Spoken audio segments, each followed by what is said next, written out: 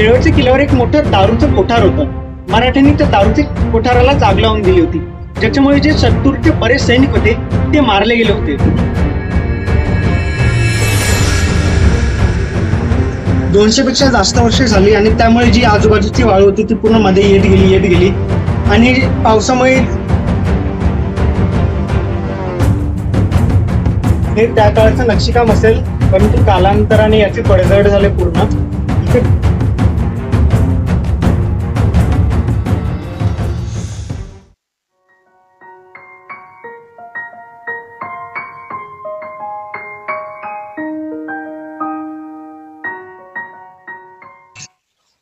तर मित्रांनो, आता आम्ही आलोय केळवेच्या भुईकोट किल्ल्यावर. या किल्ल्याचा इतिहास आपण पूर्ण जाणून घेणार आहोत ह्या व्हिडिओमध्ये. हा जो एरिया होता त्या एरियाला पहिले कदली असं नाव होतं. केळव्याचं जे जुनं नाव होतं ते कदली होतं. हे आपल्याला मैकावतीच्या बकरीतून आपल्याला कळतं. हा जो किल्ला आहे तो खूप मोठा नाही आहे, छोटा किल्ला आहे. हा जो किल्ला आहे तो वाळूमध्ये गाडला आहे. तर ह्या किल्ल्याची जी रचना आहे ती रचना बघून मला असं वाटतं की हा किल्ला पोर्तुगीजांनी सुद्धा बनवला असेल, किंवा जे राजा प्रतापबिंब होते त्यांनी सुद्धा बनवला असेल, किंवा महिबिंब जे प्रतापबिंब राजाचे पुत्र होते त्यांनी सुद्धा बनवला असेल. कारण की ह्या किल्ल्याचं जे स्ट्रक्चर आहे ते स्ट्रक्चर जो माहीमचा किल्ला आहे त्या माहीमच्या किल्ल्याशी थोडं जुळतं. तर हा किल्ला आपण पूर्ण एक्सप्लोअर करू. तिथे महादरवाजा आहे समोरच. तर चला आता आपण किल्ला एक्सप्लोअर करू.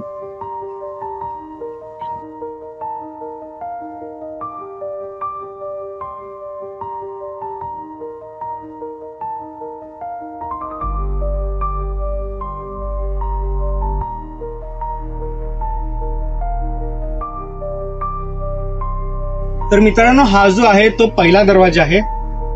इथे बघा आपल्याला कडी बघायला मिळते. ही कडी खूप आतपर्यंत आहे. तर इथे कडी लावायची त्या काळी. आणि हा जो दरवाजा आहे तो मोठा असेल, पण आता पूर्ण वाळू आले त्यामुळे याची हाईट वाढले खालून.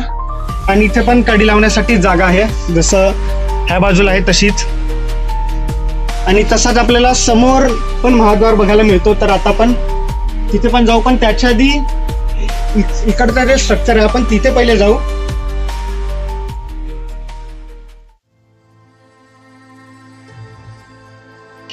तर मित्रांनो, इथे आपल्याला खिडकी बघायला मिळते. तर या खिडकीचा वापर टेहाणीसाठी केला जात होता. इथून पूर्ण समुद्र किनाऱ्यावर नजर राहते. तर समुद्र किनाऱ्यावरून कोण शत्रू येत असेल हल्ला करण्यासाठी तर आपण इथून हल्ला सुद्धा करू शकतो. म्हणजे जो ह्या किल्ल्यावर असेल ते सैनिक हल्ला पण करू शकतात शत्रूवर आणि नजर पण ठेवू शकतात. तसेच आपल्याला इथं पण खिडकी बघायला मिळतात तशी, आणि तशी मागे पण खिडकी आहे. आणि जर तुम्ही हे बघितलं तरी जंग्या आहे. जंग्याचा वापर शत्रूवर वार करण्यासाठी केला जातो. शत्रूवर बंदुकीने जे छोट्या तोफा असतात ज्या खांद्यावर घेऊन वार केला जातो शत्रूंवर. आणि गरम तेल वगैरे पण टाकलं जायचं ह्या जंग्यांमार्फत. तसं आपल्याला सगळीकडे जंग्या पण बघायला मिळतात. आणि जसं इथे स्ट्रक्चर आहे तसं पुढे सुद्धा आहे. इथे सध्या झाडं वगैरे वाढलेले, खूप कचरा सुद्धा आहे. म्हणून आता मी आता तुम्हाला पुढचा भाग दाखवतो कसा आहे ते.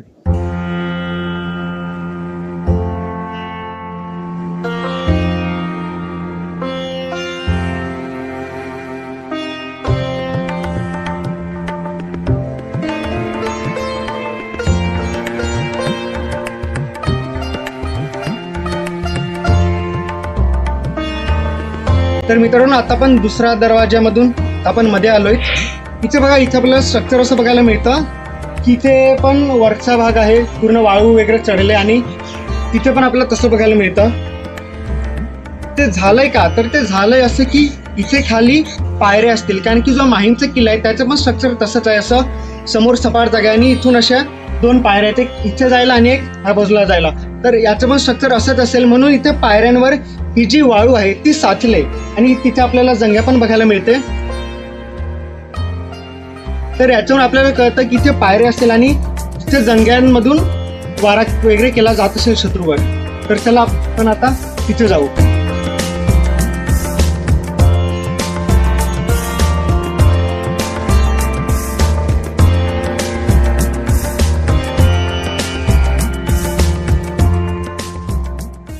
तर मित्रांनो, इथे आपल्याला खिडक्या बघायला मिळतात आणि या खिडक्यावर आपल्याला सुंदर नक्षीकाम बघायला मिळतं. बघा, हे त्या काळाचं नक्षीकाम असेल. परंतु कालांतराने याची पडझड झाली पूर्ण. इथे पण तसं आपल्याला मस्त सुंदर असं नक्षीकाम बघायला मिळतं आणि इथून समुद्र किनाऱ्यावर नजर ठेवू शकतो आणि इथे जमिनीचा जो प्रदेश आहे तिथे म्हणजे जर ह्या बाजूने कोणी शत्रू आला जमिनी मार्फत तर त्याच्यावर पण हल्ला करू शकतो आणि जर समुद्र किनाऱ्यामार्फत कोणी शत्रू आला तर त्याच्यावर सुद्धा हल्ला केला जाऊ शकतो. आणि इथे आपल्याला एक छोटी खिडकी बघायला मिळते. त्या पायऱ्या असतील आणि या पायऱ्यावरून वरती चढून येत असतील सैनिक आणि इथे नजर ठेवत असतील ते. तर मित्रांनो, आता पण ह्या किल्ल्याचा इतिहास जाणून घेऊ. हा किल्ला कोणी बांधला ते नक्की माहिती नाही, पण माझा असा अंदाज आहे की हा किल्ला राजा प्रतापबिंब किंवा मग त्यांचे जे पुत्र होते महिबिंब त्यांनी बांधला असेल. राजा प्रतापबिंब यांनी 1140 मध्ये स्वतःचं स्वतंत्र साम्राज्य स्थापन केलं होतं आणि त्या साम्राज्याचं त्यांनी नाव ठेवलं होतं मैकावती नगरी. आणि केळवे माहीम हे मैकावती नगरीची राजधानी होती. त्यावेळेस केळवेचं जे नाव होतं ते होतं कदिलीवह आणि जे माहीमचं नाव होतं ते मत्स्यमत असं होतं. त्यानंतर ह्या सगळ्या प्रदेशावर 1400च्या शतकामध्ये जे गुजरातचे सुलतान होते त्यांनी आक्रमण केलं आणि त्यांनी हा सगळा प्रदेश जिंकून घेतला. आणि मग बरीच वर्ष हा जो प्रदेश आहे तो त्यांच्याकडे होता. आणि मग 1539 रोजी पोर्तुगीजांनी ह्या सगळ्या प्रदेशावर आक्रमण केलं होतं आणि पोर्तुगीजांचं ह्या प्रदेशावर बऱ्याच वर्ष राज्य होतं. आणि 1539 ते 1739 जवळपास 200 वर्ष पोर्तुगीजांनीच ह्या सगळ्या प्रदेशावर राज्य केलं होतं. आणि जो चिमाजी अप्पांनी वसई मोहीम काढली होती 1737 रोजी, त्या वसई मोहिमेत त्यांनी अनेक किल्ले जिंकले आणि त्यांनी जो माहीमचा किल्ला होता तो 9 जानेवारी 1739 रोजी जिंकला. तो किल्ला जिंकल्यानंतर लगेच दुसऱ्या दिवशी म्हणजे 10 जानेवारी 1739 रोजी त्यांनी ह्या किल्ल्यावर हल्ला केला आणि हा किल्ला जिंकून घेतला. डॉक्टर पांडुरंग किसुर्लेकर ज्यांनी पोर्तुगीज इतिहास लिहिलाय ते असं लिहितात की ह्या किल्ल्यावर फक्त 35 सैनिक होते, परंतु ब्रह्मेंद्र चरित्र पान नंबर 62 वर बाजीराव पेशव्यांनी जे पत्र लिहिलंय ते पत्र जसंच्या तसं छापलं आहे. आणि त्या पत्रात बाजीराव पेशवे असे लिहितात की ह्या किल्ल्यावरील 80 माणसांची डोचकी मारली. केळवे जागा ही थोर नव्हती, माफकच होती. म्हणजे ह्या किल्ल्यावरील 80 पोर्तुगीज सैनिकांना त्यांनी मारलं आणि जे बाकीचे सैनिक असतील त्यांनी सरेंडर वगैरे केलं असेल. आणि ते असे लिहितात की केळवे जागा ही काही कठीण नव्हती जिंकायला, ती सोपीच होती. केळवेच्या किल्ल्यावर एक मोठं दारूचं कोठार होतं. मराठ्यांनी त्या दारूच्या कोठाराला आग लावून दिली होती, ज्याच्यामुळे जे शत्रूचे बरेच सैनिक होते ते मारले गेले होते. आणि मग बरीच वर्ष हा जो सगळा किल्ला होता तो त्यांच्याच ताब्यात होता. हा सगळा प्रदेश सुद्धा केळवे झालं, माहीम झालं, शिरगाव झालं, हा जो सगळा प्रदेश होता तो मराठ्यांनी जिंकून घेतला होता वसई मोहिमेत. आणि मग 1803 मध्ये मराठ्यांनी ब्रिटिशांशी जो करार केला, जी तडजोड केली, त्या करारामध्ये केळवेचा किल्ला आणि माहीमचा किल्ला हे जे दोन्ही किल्ले होते ते ब्रिटिशांच्या ताब्यात गेले 1803 मध्ये. आणि मग देशाला स्वातंत्र्य मिळाल्यानंतर हा जो किल्ला आहे तो डिपार्टमेंट ऑफ आर्किओलॉजीच्या अंडर आहे. तर असा इतिहास आहे ह्या किल्ल्याचा. आणि जर एक गोष्ट बघायची झाली तर हा किल्ला कोणी बांधला ते नक्की माहिती नाही, परंतु ह्या किल्ल्याचं स्ट्रक्चर बघून मला असं वाटतं की हा किल्ला राजा प्रतापबिंब किंवा मग पोर्तुगीजांनी बांधला असेल.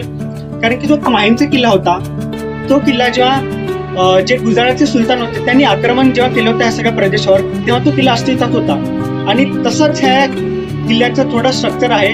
इथे पायऱ्या आहेत 2 अशा आणि पोर्तुगीजांनी बांधला असेल असं सुद्धा मला वाटतं. कारण की हा जो किल्ला आहे त्या किल्ल्याचा जो आकार आहे तो त्रिकोणी आहे.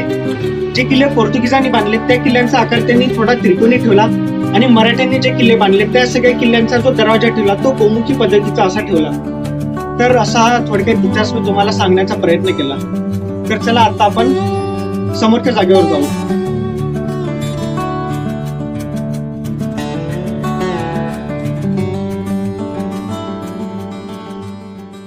तर मित्रांनो, हा किल्ला वाळूमध्ये किती काढायला याचा तुम्हाला आता अंदाज येईल. आपण केवढ्या हाईटवर आहेत ते आता बघा. आणि आता मी तुम्हाला हे खिडकीतून बाहेरची तटबंदी दाखवतो आणि त्याची हाईट बघा.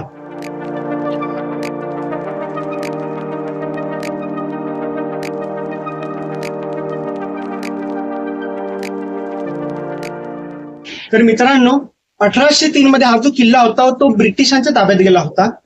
आणि ब्रिटिशांचं ह्या किल्ल्यावर म्हणजे लक्ष नसेल किंवा त्यांना ह्या किल्ल्याचं काम पडेल नसेल म्हणून त्यांनी तो किल्ला असा ठेवला.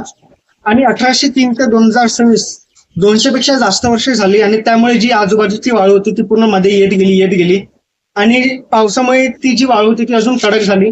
तर बऱ्याचशा ऐतिहासिक वास्तू ह्या किल्ल्यात गाडायला गेल्या असतील. छोट्या छोट्या खिडक्या, जंग्या, पायऱ्या अशा बऱ्याचशा ज्या गोष्टी आहेत त्या किल्ल्यामध्ये गाडलेल्या असतील. आणि आता इथे बरीचशी झाडं वगैरे पण वाढलेत आणि लोक येतात, त्यांनी बराचसा कचरा पण केलाय. तसा कचरा करू नका. आपण हा किल्ला पूर्ण एक्सप्लोअर केला. आता आपण जाऊन मी तुम्हाला आता बाहेरची तटबंदी दाखवतो. चला.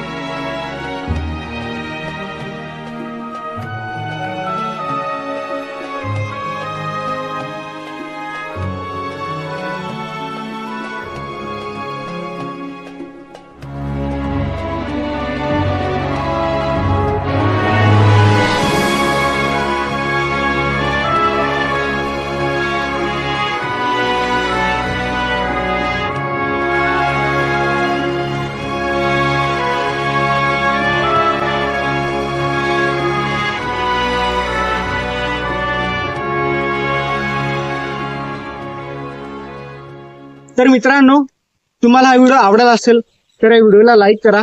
आपण या किल्ल्याचा जो इतिहास होता तो पूर्ण जाणण्याचा प्रयत्न केला.